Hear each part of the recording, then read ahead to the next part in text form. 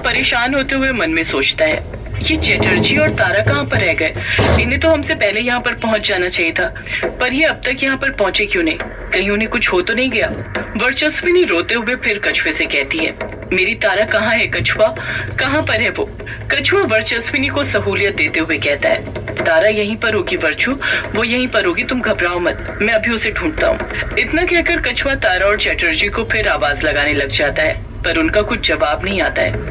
कछुआ तारा और चटर्जी को वहां पर ढूंढना शुरू कर देता है। उसे तारा और चटर्जी को अकेले पागलों की तरह ढूंढते हुए देख बाकी सब भी उसकी मदद करने लग जाते हैं। सभी लोग मिलकर झरने के चारों तरफ छान मारते हैं, पर ना ही उन्हें कहीं तारा दिखाई देती है, ना ही चटर्जी।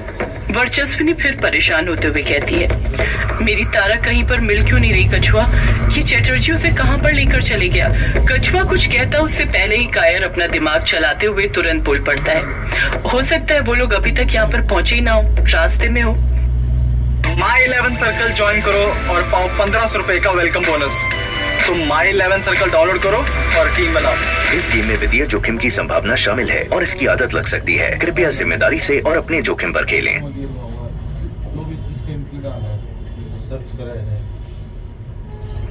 वर्चस्विनी पलट कर कहती है, पर वो तो हम सबसे पहले निकल गए थे, फिर अब तक यहाँ पर क्यों नहीं पहुँचे? कछुआ वर्चस्विनी को समझाते हुए कहता है, वो दोनों आ ही रहे होंगे वर्चू, रास्ते में होंगे, तुम इतना घबरा क्यों रही हो? तारा को कुछ नहीं होगा, महादेव पर भरोसा रखो। अमोदिता भी झट से बोल पड़ती है, मुझे भी यही लगता है, हमें यहीं पर उन दोनों का इंतजार करना चाहिए, वो दोनों आते ही होंगे। वर्चस्विनी के पास उन लोगों की बातें मानने के अलावा इस वक्त कोई और चारा नहीं था, इसलिए वो उन लोगों की बात मान लेती है। वहीं पर तारा और चटर्जी के वापस आने का इंतजार करने लग जाती है। बाकी सब भी कहीं ना कहीं अलग अलग बैठने लग जाते हैं और तारा चटर्जी के आने का इंतजार करने लग जाते हैं। इस तरफ यामिनी, अभिमन्यु, डायना और पलक अपने कदम कालाझाड़ी जंगल के अंदर बढ़ाते जा रहे थे। पलक जब से चल रही थी अभिमन्यु से कुछ ना कुछ बोले ही जा रही थी, पर अभिमन्यु था कि उसकी बातों का कुछ जवाब ही नहीं दे रहा था, बस खामोशी के साथ चलते जा रहा था। अभिमन्यु कई बार पलक से चुप रहने को बोल चुका था, पर पलक थी कि कोई ना कोई टॉपिक छेड़ ही देती थी। वो चुप होने का नाम ही नहीं ले रही थी, इसलिए अभिमन्यु खुद चुप हो गया था। पलक की आवाज सुन सुनकर डायना के कान भी पक गए थे। वो तंग आ गई थी पलक की आवाज सुनकर। उसके मन में तो आ रहा था कि इसी वक्त वो अपने डायन रूप में आए और अपनी चोटी से पलक का मुंह बांधे, पर वो ये बात अच्छे से जानती थी कि इस वक्त वो ऐसा बिल्कुल भी नहीं कर सकती थी। बस अभिमन्यु और यामिनी ही जानते थे कि वो डायन है, उन दोनों के सिवा ये बात कोई और नहीं जानता था।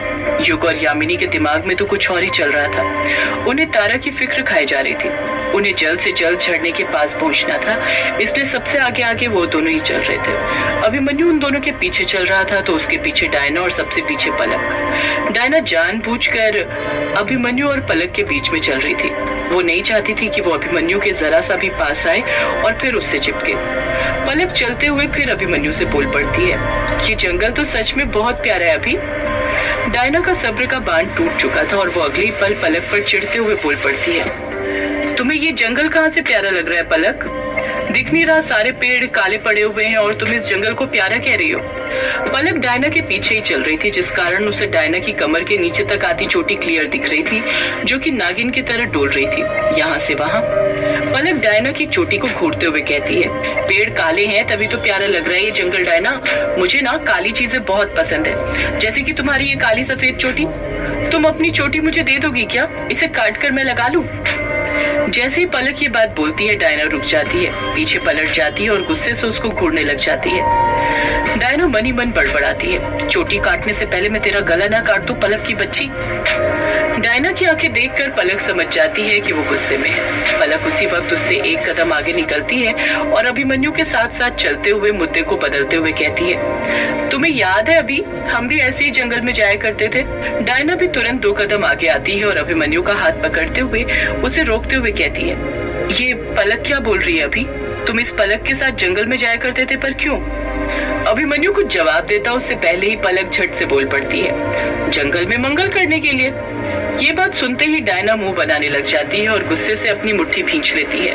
पलक अपनी बात को आगे जारी रखते हुए कुछ शर्माते हुए कहती है, डायना देखने से तो तुम समझदार लगती हो, पर लगता नहीं कि तुम समझदार हो। तुम्हें इतना भी नहीं पता क्या प्रेमी जोड़े जंगल में क्यों जाते हैं? हम भी वहाँ पर वही करने गए थे, काम करने के लिए। डायना चिढ़ते हुए अभिमन्यु से कहती है, अभी ये मैं क्या सुन रही हूँ? तुम इस पलक के साथ जंगल में गए थे काम करने के लिए? अभिमन्यु डायना को समझाने की कोशिश करते हुए कहता है, हाँ डायना, हम काम करने के लिए गए थे, पर ये पलक जो बोल रही है वो काम नहीं, दूसरा काम। डायना अभिमन्यु को घूरते हुए कहती है, दूसरा काम? कैसा दूसरा काम? पलक फिर बीच में बोल पड़ती है, डायना तुम फिर बेवकूफी भरी बातें कर रही हो, वही तुम खुद अच्छे से जानती हो। जंगल में कौन सा काम होता है प्रेमी जोड़ों का? मैं और अभी। पलक अपनी बात पूरी करती उससे पहले ही अभिमन्यु उस पर चिढ़ते हुए कहता है, पलक मैंने तुमसे कहा था ना तुम अपना मुंह बंद रखो। तुम शांति से चुपचाप नहीं चल सकती क्या? जब से बकवास कर रही हो। डायना को कुछ का कुछ मत बताओ। अभिमन्यु डायना पर भी गुस्सा करते हुए कहता है, और डायना तुम इस पलक की बातों पर ध्यान क्यों दे रही हो? ये तो झल्ली है, कुछ भी बोलती रहती है। मैंने कहा ना, मैं तुम्हें दैवीय झरने के पास चलकर सब कुछ बता सकता हूँ। वहां पर पहुंचने तक तुम शांति के साथ चल नहीं सकती हो क्या? तुम लड़कियों को एक बार में कोई बात समझ में नहीं आती है? अभिमन्यु उन दोनों को गुस्से के साथ घूरता है और अपने कदम आगे बढ़ाते हुए कहता है, पहले ही क्या यहाँ पर कुछ कम मुसीबत थी जो अब ये पलक भी आ गई। अभिमन्यु इतनी तेजी के साथ अपने कदम बढ़ाता है कि वो युग यामिनी से भी आगे आ जाता है और सबसे आगे चलने लग जाता है। डायना पलक को गुस्से से घूरते हुए मन में सोचती है, अभी अभी तो जैसे तैसे मेरी और अभी की प्रेम कहानी शुरू हो रही थी, पता नहीं ये पलक कहाँ से आ गई। डायना पलक को घूरते हुए कहती है, देख लूंगी मैं तुझे बाद में पलक। इसी के साथ डायना वापस से आगे बढ़ने लग जाती है। पलक मुंह बनाते हुए कहती है, मैंने क्या किया? सच ही तो बोला था। ये दोनों भी ना, ये अभी बिल्कुल नहीं बदला, पूरा वैसे का वैसा ही है, गुस्सैल। पलक भी अपने कदम डायना के पीछे पीछे आगे बढ़ाने लग जाती है। इस तरफ झरने के पास सभी लोग तारा और चटर्जी के आने का इंतजार कर रहे थे, पर उन दोनों में से अभी तक कोई नहीं आया था। जैसे जैसे वक्त बढ़ता जा रहा था, वर्चस्विनी की टेंशन भी बढ़ती जा रही थी। सिर्फ वर्चस्विनी ही टेंशन में नहीं थी, बाकी सब भी टेंशन से भरे हुए थे। सबके चेहरे पर शिकन साफ नजर आ रही थी। वर्चस्विनी के बाद अगर तारा की किसी को सबसे ज्यादा फिक्र थी तो वो बिंदु थी। बिंदु तो एक जगह पर बैठी नहीं रही थी, वो बार बार कायर को परेशान कर रही थी। उससे पूछे जा रही थी कि तारा आखिर कहाँ पर रह गई। वो तो तारा को ढूंढने के लिए वापस कालाझाड़ी जंगल जाने की बात भी कहने लगी थी। कायर ने जैसे तैसे उसे समझाया था और वहीं पर रहने के लिए कहा था, पर तब भी बिंदु के मन की बेचैनी कम नहीं हुई थी और वो झरने के पास ही बार बार यहाँ से वहां चले जा रही थी।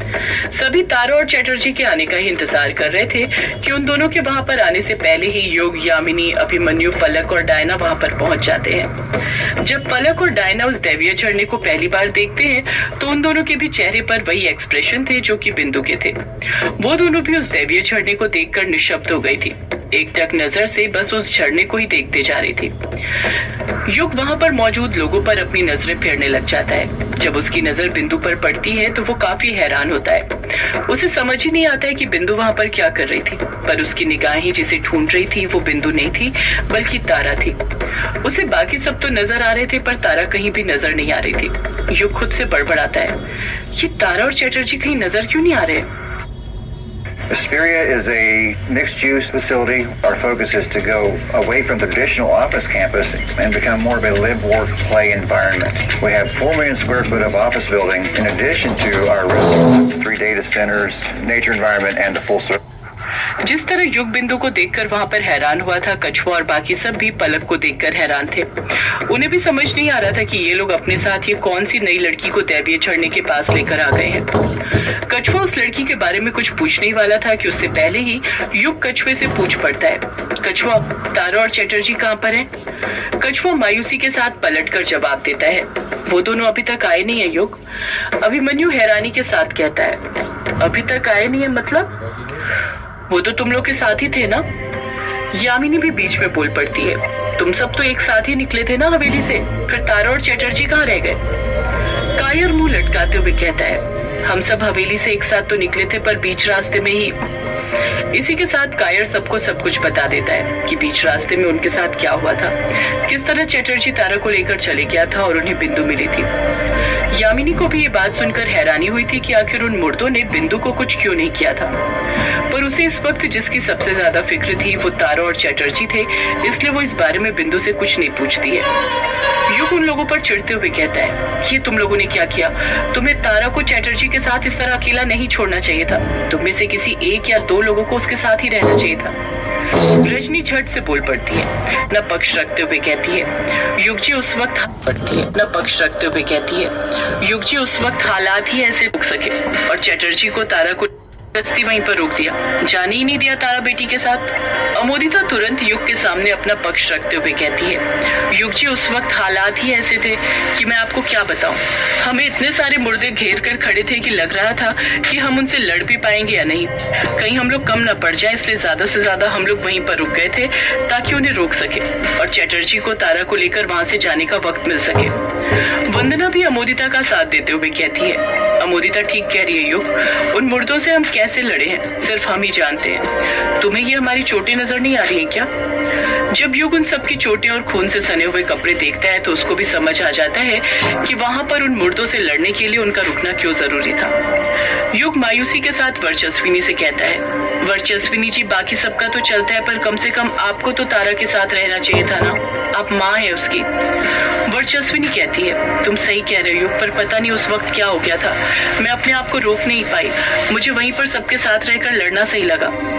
यामिनी परेशान होते हुए खुद से बड़बड़ाती है, अगर चटर्जी तारा को सबसे पहले लेकर निकल चुका है तो वो तारा को लेकर अभी तक आया क्यों नहीं? अगर देखा जाए तो उन दोनों को तो सबसे पहले इस झरने के पास पहुंचना चाहिए था, कहीं वो किसी मुसीबत में तो नहीं फंस गए। युग कुछ सोचते हुए कहता है, कहीं चटर्जी तारा को लेकर उस काले साए के पास तो नहीं चला गया? युग के मुंह से चटर्जी के लिए ऐसी बात सुनकर वहां पर मौजूद सभी लोग शॉक्ड रह जाते हैं। अभिमन्यु झट से बोल पड़ता है, ये तो क्या बोल रहा है युग, चटर्जी भला ऐसा क्यों करेगा? युग कहता है, क्योंकि चटर्जी वही आदमी है जिसे उस काले साए ने छोड़ दिया था। उसके चारों साथियों की बलि तो चढ़ा दी थी पर उसकी नहीं चढ़ाई थी। मुझे तो लगता है चटर्जी अभी भी उस काले साए के वश में है।